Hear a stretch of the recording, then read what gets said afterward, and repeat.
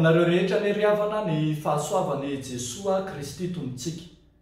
Amen. Andriamanitra mpitsara marina maneho ny fahatezerana. Andriamanitra mpitsara marina maneho ny fahatezerana. Zany no hitantsika amin'ny mofinainan'io boky ny Apokalipsy toko 2:12 ny 1:1 hatramin'ny 1:7. Andriamanitra mpitsara marina maneho ny fahatezerana.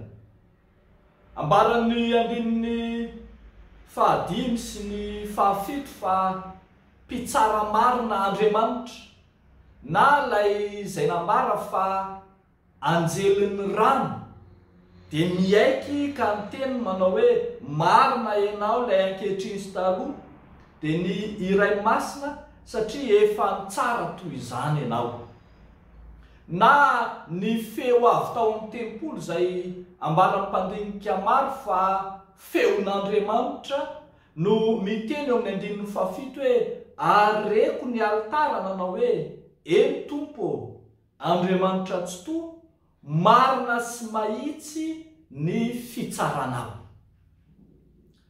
Mazava zany fa mpitsara marina Andriamanitra ka mahalala ny fandanjana ny fitsarany izay ataony amin'ny olona. Eto anefa dia hitantsika fa feno ny fahatezeran'Andriamanitra ka dia mampiatra zany fahatezerana zany izy. Rehefa mamaky tsara ny bokin'ny Apokalipsy tsika dia mahita fa mizara toy izao ny fiatran'ny fahatezeran'Andriamanitra. Lay antsoina hoe kapokan'Andriamanitra dia miatra amin'ireo izay niakohoka tamin'ny bibidia sy ny sarina, ireo izay nandahan'Andriamanitra ka nanolo-tena ho an'ny andriamanikafa.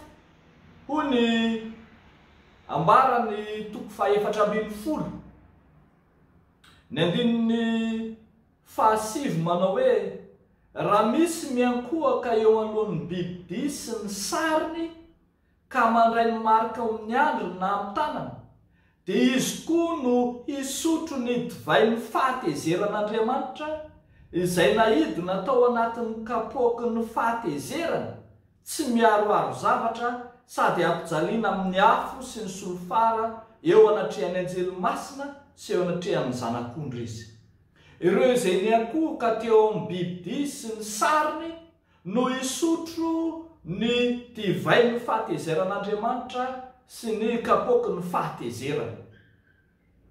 Ambara kosa anefa mifanohitra amin'izany tanteraka eto amin'ny toko 5:10 ny 2 sy ny 9 manao hoe nahita fa indro to ranomasina fitaratra miaro afo ary izay maharesika afaka amin'ny bibidia sy ny sariny, ary ny isan'ny anarany dia nitsangana teo amin'ireo ranomasina fitaratra ny tana lokangan'Andriamanitra ary mihira ny firan'ny Mosesy mpanompon'Andriamanitra sy ny firan'ny zanak'ondry izy. Ireo izay tsy niankohoka dia tsy hiara-ny fahatezeran'Andriamanitra fa manohy kosa ny fiderany sy fanomezan'ny voninahitra an'Andriamanitra mandrakariva. Arak'izany dia miankina amin'izay nataon'ny olona no ampiaran'ilay Andriamanitra mpitsara marina ny fahatezerana. Eto zao dia hitantsika fa nanome baiko Andriamanitra ampidina amin'ny tany ireo kapoka 7 feno ny fahatezeran'Andriamanitra. Ny kapoka 3 no hitantsika eto amin'ity mofinaina ity fa 7 io rehefa toizana. Kapoka 7 mampahatsiaro antsika ilay taratasy 7 ho amin'ny fiangonana 7, mampahatsiaro antsika ny lovia 7, ny tropetra 7, ny tombo-kase fito areto ny kapoka fito feno fahatezeran'Andriamanitra. Rehefa adinina tsara ry havana, ireo rehetra ireo dia mahita fa miamafy hatrany ny fiatran'ilay fahatezeran'Andriamanitra. Ary na dia ambara aza fa ireo izay niapoka tamin'ny bibidia no hiaran'izany, dia hitantsika eto fa miantraika any amin'ny tany manontolo, any amin'ny ranomasina manontolo, any amin'ny rano manontolo, any amin'ny voary manontolo, lay fahatezeran'Andriamanitra. Mazava kosa nefa fa hoarovan'Andriamanitra mandrakariva ny azy eo anatrehan'izany tsy ho voakasiky ny loto, tsy ho voakasiky ny faharatsiana samihafa. Eto hitantsika ny tany manontolo no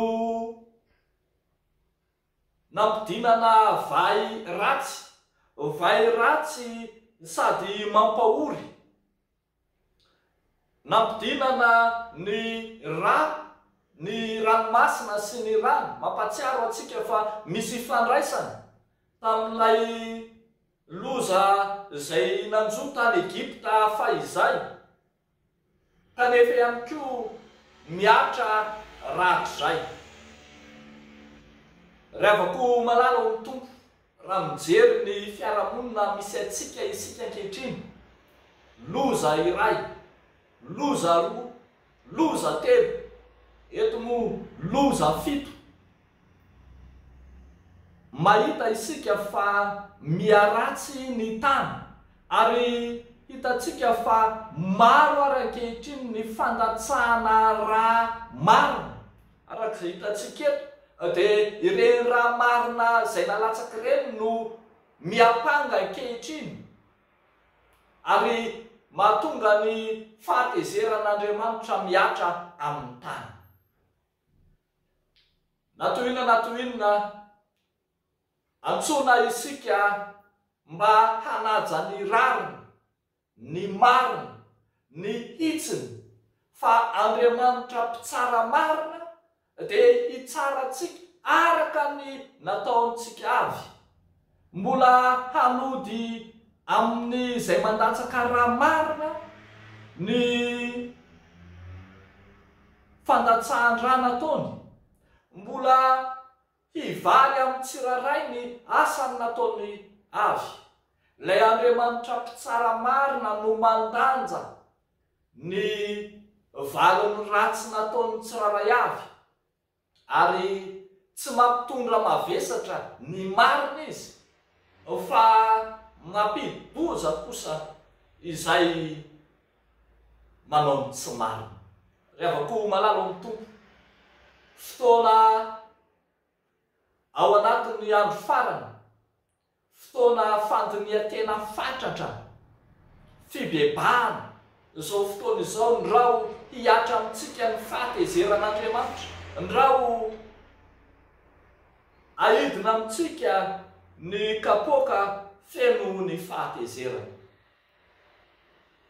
Engane atsiaro tena isika hitodika amin'Andriamanitra marina amin'izao andro farany izao, ahafahantsika mibanjina ny famonjen'Andriamanitra. Eo n'Andriamanitra ireriany ny voninahitra. Amen. Ivavaka isika ry havana. Misotranao izay Andriamanitra fa ariarinao ny fitsarana marina ataonao, izay efa nandatsaka raha marina teo anatrehanao, namono ny mpaminany sy ny olona masina tamin'ny endriny mivantana sy apolaka, tamin'ny izay fankalanay, ny tsy fitiavanay, ny fanaovanay valifaty sy ny endriny maro toy izany izay ankalainao Andriamanitra. Dia amin'ity ora ity izahay mitodika aminao Andriamanitra mifona nohony amin'ny tsy tantera, nohony amin'izay tanteranay rehetra mba tsy hatra aminay ny fahatezeranao. Da io ny tany manontolo, mifona aminao zay noho ny amin'ny taninay izay feno faratsiny, feno fandatsahan-raha marina, feno kolikoly sy tsy fahamarinana.